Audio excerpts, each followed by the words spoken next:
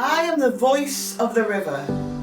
I am the voice of the Tyne. If Shields now marks 800 years, the credit's partly mine. Who hollowed out its harbour as a haven from the sea, where fisher folk could beach their boats and build their huts, but me? And from such small beginnings, I've watched Shields change and grow. Tides rise, tides fall. I've seen them all. I've felt each high, each low.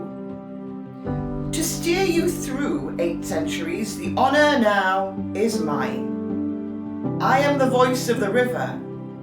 Hear the voice of the Tyne.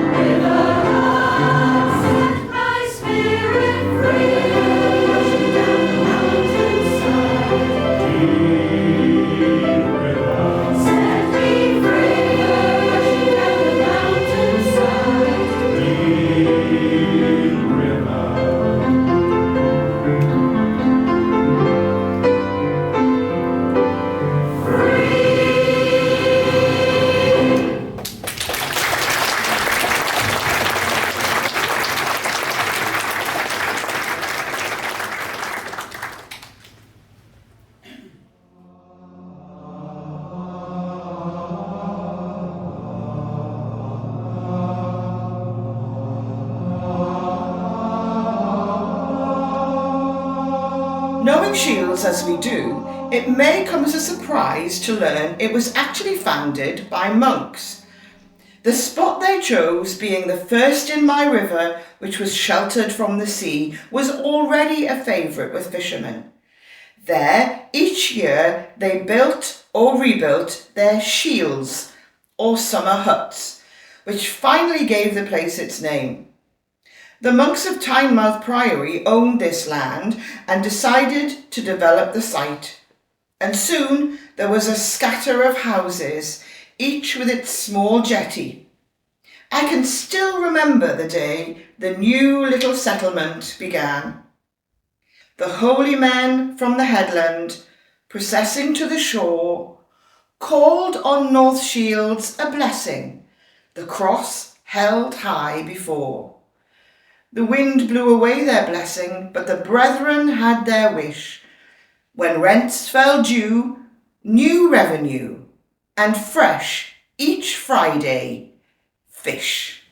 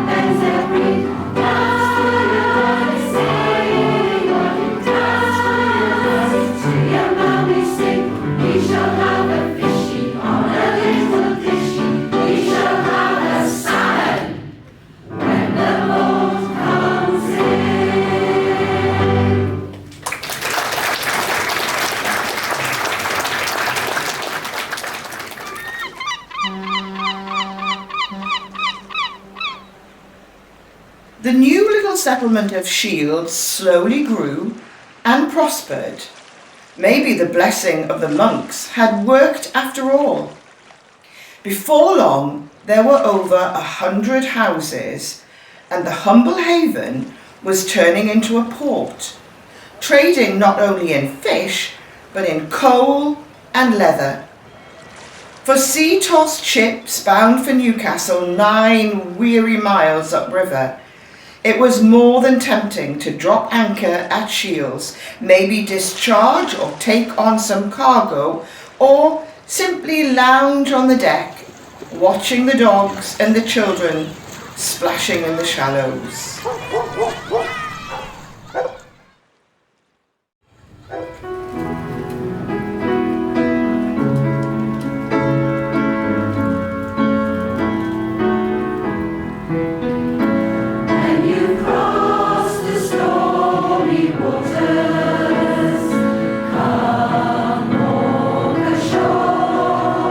Bring your sons and bring your daughters.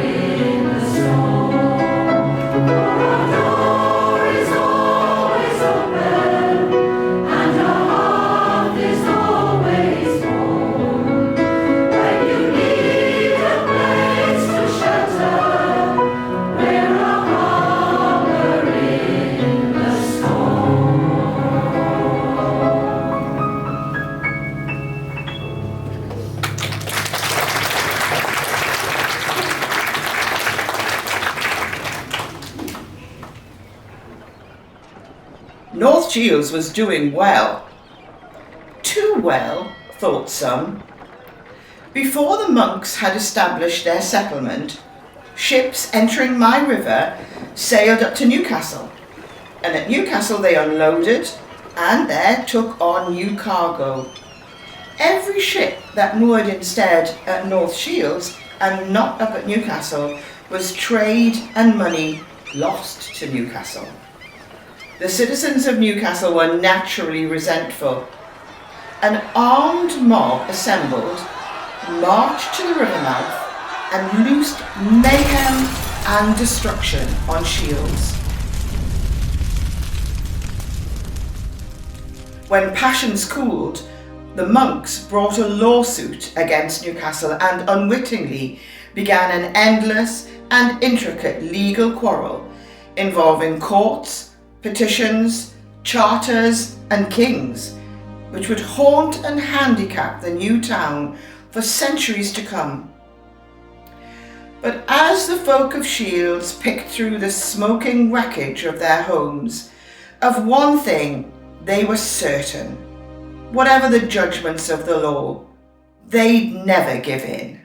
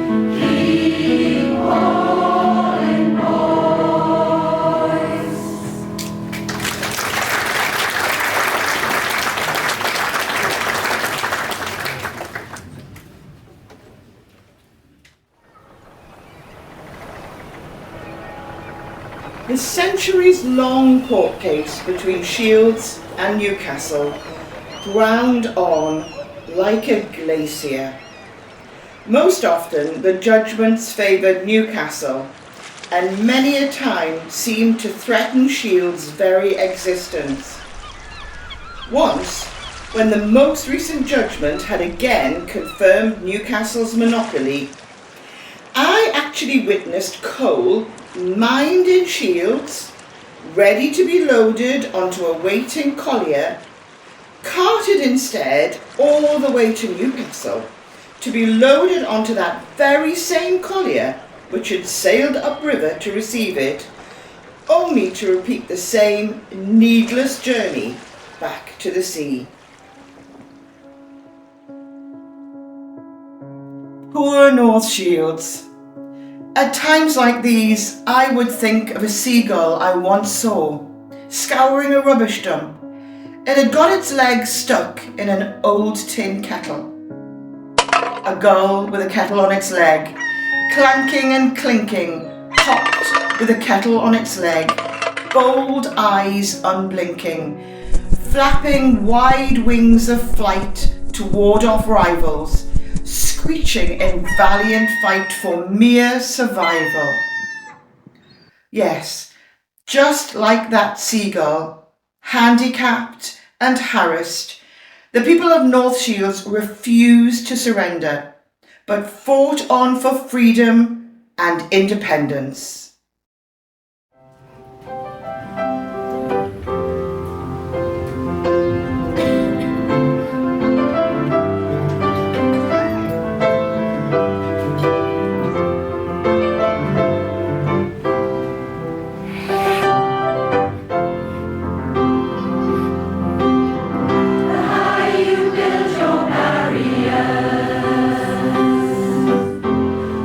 Taller I become.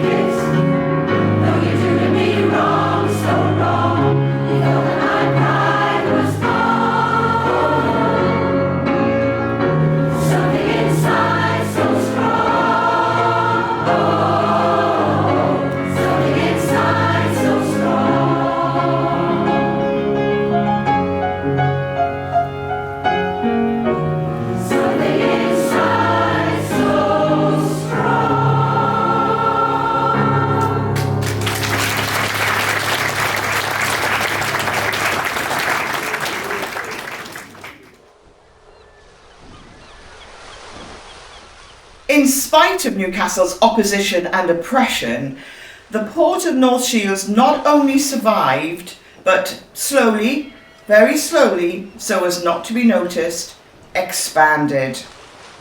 The tide was turning. The times were changing. There was never a final judgment pronounced, but Newcastle's ancient privileges seemed increasingly old-fashioned and unfair. Passions fizzled out. People simply lost interest. Houses now crowded the North Shields riverside. Docks and quays were extended. Soon, ships were mooring at Shields with fewer restrictions, and there developed a vigorous trade in fish, salt, and coal, as well as shipbuilding. However, my river is dangerous for seagoing ships. Rocks and sandbanks barricade its entry and have brought many ships and seamen to disaster. To help ships steer a course of safety, 2 lighthouse towers were built at Shields, one by the riverside and one on the bank top above. If approaching ships kept the high light and the low light squarely in line, they could enter the river safely.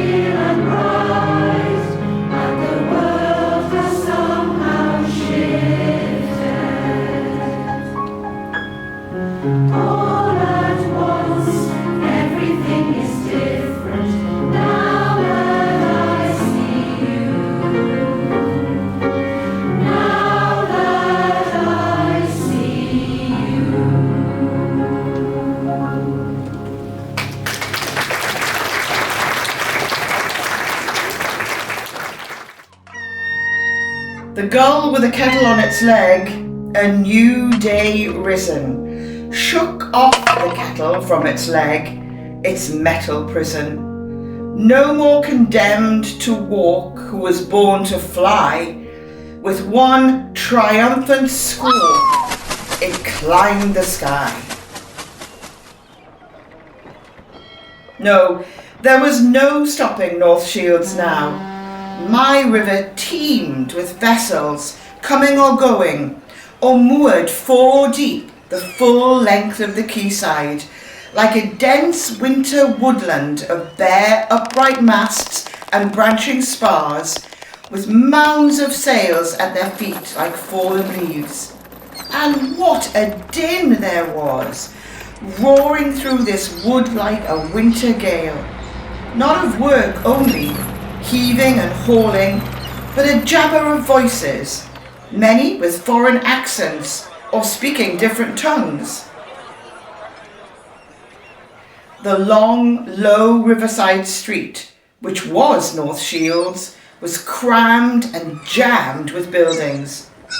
So precious was space that houses scrambled for a footing halfway up the bank. Some even jutted out over the water, balanced on great timber piles. These latter sometimes made me an unwilling accomplice in murder, when bodies were dropped through the trapdoors in the floor to be carried off by the tide. Then finally it happened. The long, low street could hold no more, and bursting like a dam, flowed up and over the bank top 70 feet above. In more senses than one, North Shields was going up in the world.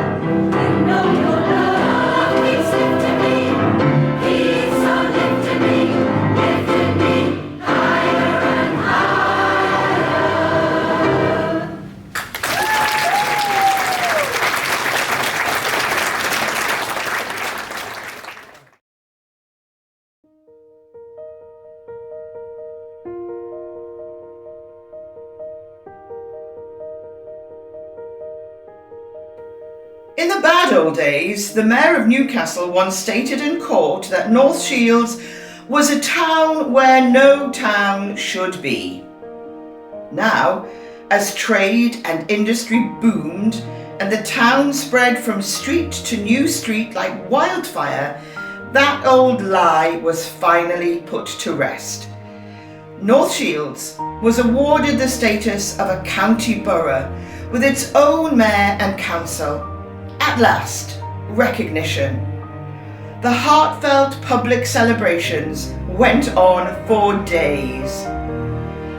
But the past had left its mark on the folk of Shields.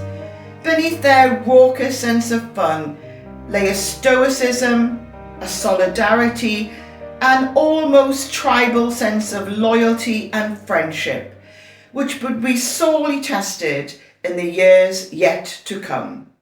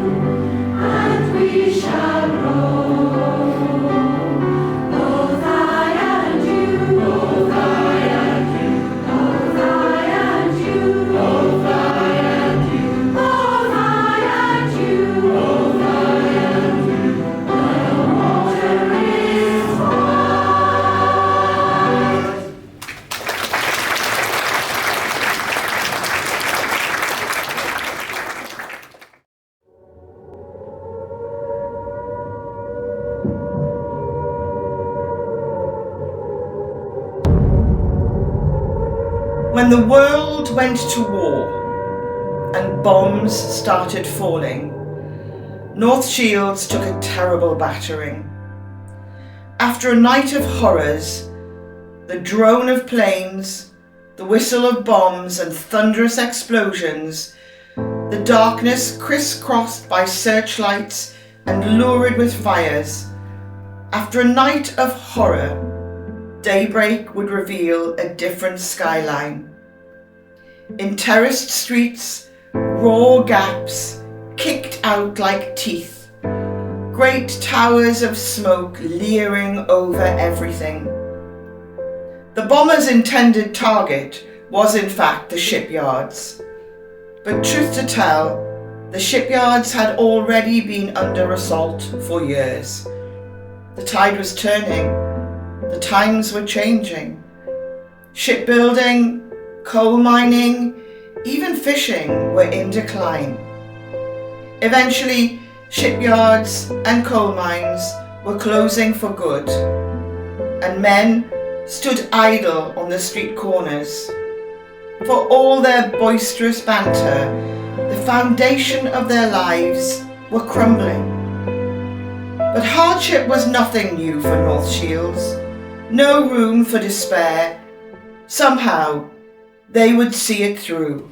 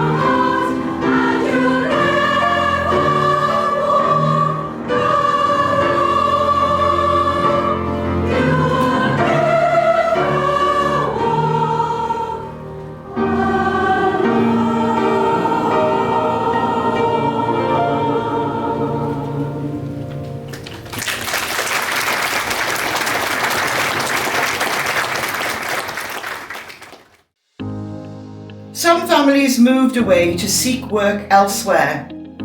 But the folk of Shields have always been very loyal to their birthplace. Many of them live there all their lives. Those who move away often return there later. However far they travel, it always feels like home.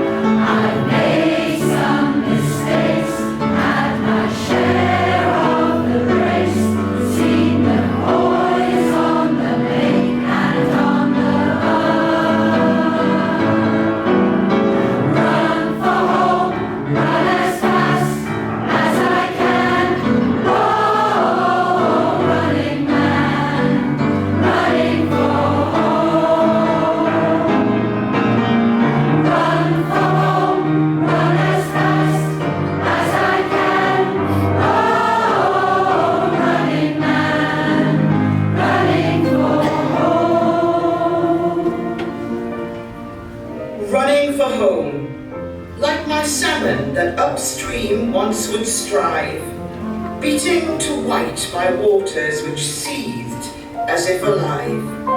Running for home, as salmon, with a silvery sheen like dawn, seeking in Tyne's headwaters the burn where they were born. I'm going home now, home. I'm going home now, home. I'm going home now, home. I'm going home now. Visions of beaches with a rolling sea. Ivory and the bay. Fishing boats rocked and rocking at the quay. Hollywood rising clear. Vessels at anchor in the offing tide of the longings of gold. Meeting up islands at the turn of tide. To be back home again, single sheetless sky. Home again, hear those seagulls fly. Going back where I belong, I can feel my soul grow stronger. Just knowing I'm going home. As I wave my last goodbye to all that I've been shown, I can see how much I've grown. But now I'm lonely, longing for my own. I've had a marvelous day. I've loved my time away. It's been the best adventure I have ever known. But today is time to part. I'm going back, and I'm heading for home. I'm going home now, home. I'm going home now, home. I'm going home now, home. I'm going home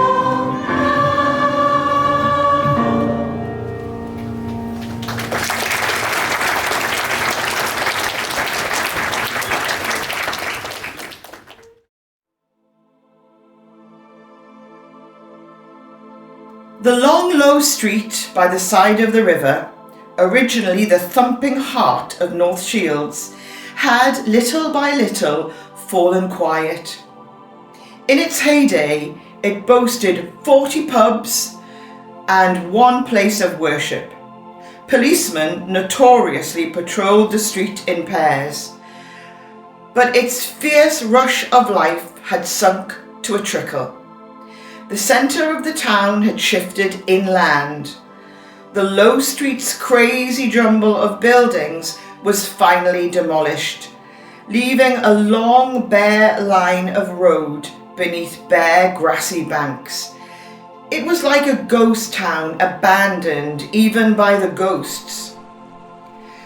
But as I drift on my journey past Shields to the sea, I have lately noticed changes.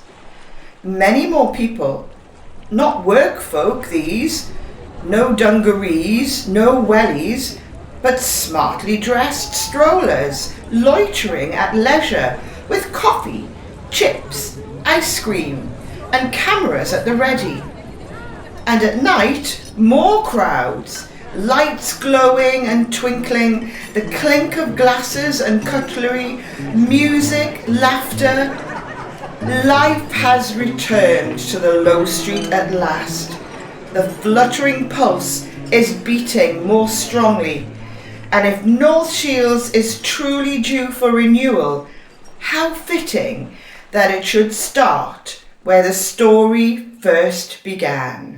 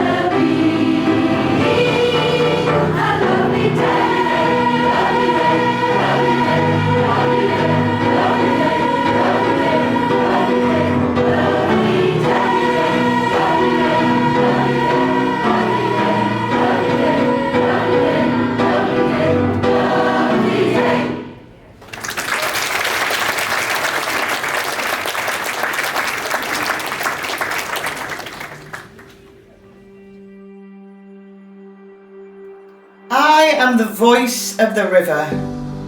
I am the voice of the Tyne. If Shields now marks 800 years, the credit's partly mine.